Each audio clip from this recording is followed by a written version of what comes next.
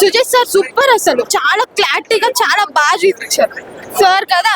Sujith sir direction 100/100 అంటే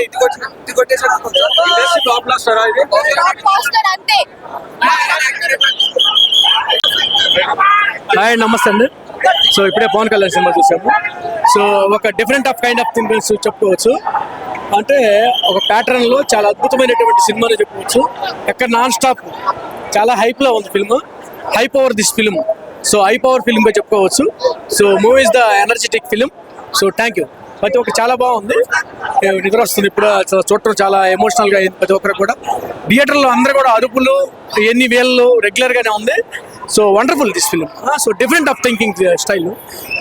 ఒక different స్టోరీని చూస్తారు, కొత్త లైఫ్ స్టోరీని. సో ఆ విభాగంలో మాత్రం సక్సెస్ అని చెప్పుకోవచ్చు. ఇక్కడ మన కొత్త పవన్ కళ్యాణ్ గారిని చూస్తాము.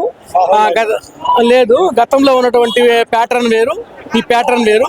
ఒక డిఫరెంట్ ఆఫ్ తీసుకెళ్ళాడు స్టోరీ మాత్రం. సో యాస్టీస్ గా మనం ఏదైతే కోరుకున్నాం, కొత్త పవన్ కళ్యాణ్ కానీ ఎనర్జీ కానీ చూపించిన విధానం కానీ రివీల్ చేసిన విధానం కానీ సో వండర్ఫుల్ అని చెప్పుకోవచ్చు. స్టోరీని రివీల్ చేసేటప్పుడు మాత్రం ప్రతి ఒక్క ప్రేక్షకుడు ఎమోషనల్ అవుతాడు. ఎందుకంటే ఆ స్టోరీ తొందరగానే రివీల్ కాదు. సో ఆ విషయంలో మాత్రం డైరెక్టర్ గారు కొద్దిగా జాగ్రత్త తీసుకున్నాడు. సో ఎక్కడ మాత్రం ప్రేక్షకుడిని ఎక్కడ no disappointed. So everything interest film this film. So wonderful this film అని చెప్పుకోవచ్చు. Thank you. మూవీ మాత్రం చాలా బాగుంది.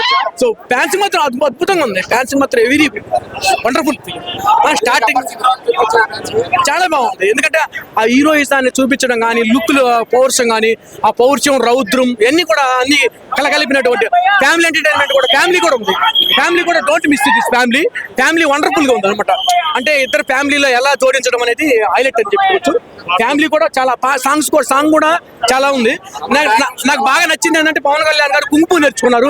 గతంలో కుంపు పవన్ కళ్యాణ్ గారు అంటే జపనీస్, చైనీస్ అన్ని కూడా జోడించిన అది చాలా వండర్ఫుల్ అని చెప్పుకోవచ్చు. ఆ షాట్ వెరీ గుడ్ షాట్. అంటే జపనీస్, చైనీస్ అని పవన్ కళ్యాణ్ గారికి కుంపు ఇవన్నీ కూడా ఆయనకి సెట్ అని. సో వండర్ఫుల్, చాలా హ్యాపీగా. సో అంటే దీని మాత్రం okay, I have expected. So next చూడాలి. Thank you.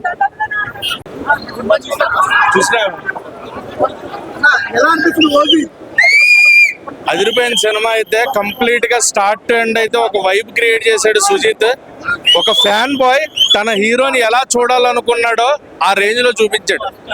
ఎక్కడా కూడా పవన్ కళ్యాణ్ గారిని తక్కువగా కానీ ఏంటని కానీ చూపించలా. ఎలా చేస్తాడు, ఏం చేస్తాడు, హ్యాండిల్ చేయగలడా అనుకున్నారు. బట్ సుజిత్ సినిమాతో ఆన్సర్ ఇచ్చాడు. ఎక్కడ కూడా ఇలాంటి ఒక యాక్షన్ సినిమాలో పవన్ కళ్యాణ్ గారిని చూస్తామని ఎప్పుడు అనుకోవాలా. ఆ కత్తిని వాడిన విధానం ప్రభాస్ గారిది ఉంటుంది. కత్తి వాడటం మొదలు పెడితే నాకంటే ఎవరు బాగా వాడలేరని, ప్రభాస్ గారి తర్వాత మళ్ళీ అదే రేంజ్ లో కత్తి వాడేదంటే పవన్ కళ్యాణ్ గారు అని ప్రూవ్ చేసేలాగా ఆయన. ఎందుకంటే ఆల్రెడీ మనం ఖుషి సినిమాలో చూసాం ఆయన కరాటే సీక్వెన్స్ ఇవిని. అలాగే మళ్ళీ జల్సాలో చూసాం కత్తి వాడిన సీక్వెన్సెస్. మళ్ళీ ఇందులో కొన్ని రిఫరెన్సెస్ పాత సినిమాల నుంచి కూడా తీసుకోవడం, ఆ జల్సా నుంచి కొన్ని డైలాగులు అండ్ ఖుషి నుంచి కొన్ని సీక్వెన్స్. మెయిన్ గా జానీ గన్ ఏదైతే ఉందో ఆ జానీ గన్ వైబ్ వేరే ఉంది. జానీ రిలీజ్ చేస్తే మళ్ళీ థియేటర్ లో ఒక వైబ్ ఉంటుంది ఖచ్చితంగా. సాంగ్స్ ఎలా బాగున్నాయి. ఎక్కడ డిస్టర్బింగ్ కంటెంట్ ఏది లేదన్న సినిమాలో. ఇది డిస్టర్బ్ అయింది సినిమాలో, ఇది ఓవర్ అయింది అన్న సీన్ ఒక్కట్లేదు. అండ్ స్టేజ్ మీద ఎందుకంటే నాకు అనిపించింది మన ప్రీ రిలీజ్ లో పవన్ కళ్యాణ్ గారు స్టేజ్ మీద కొంచెం ఎగ్జాజరేట్ చేస్తున్నారా, ఎక్కువ చేస్తున్నారా అనిపించింది. కానీ చేయడంలో తప్పు లేదు.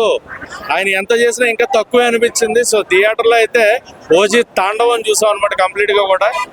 థియేటర్ లో గ్యాంగ్స్టర్ వైబ్ తో నిండిపోతాయి, డౌటే లేదు. పవన్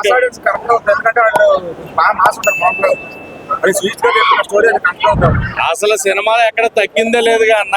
ఓవరాల్ ఫస్ట్ నుంచి ఎండ్ వరకు మామూలు తాండవం కాదు, ఓజీ తాండవం. పవన్ కళ్యాణ్ గారిని ఈ రేంజ్ ఆఫ్ సినిమాలో settled performance but high action sequences ఇలా చూడటం అనేది నాకు జరుగుతుందా అనుకున్నా. But 100% proved it.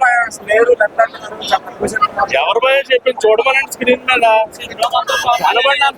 కనబడినంత సేపు ఆయన ఉన్నంత సేపు సెకండ్ హాఫ్ అంతా ఆయనే ఉన్నాడుగా. ఫస్ట్ హాఫ్ లో కొంత స్టోరీ పరంగా డిలే అయిందేమో కానీ సెకండ్ హాఫ్ మొత్తం పవన్ కళ్యాణ్ గారు. అసలు స్టార్ట్ టు ఎండ్ ఆయన.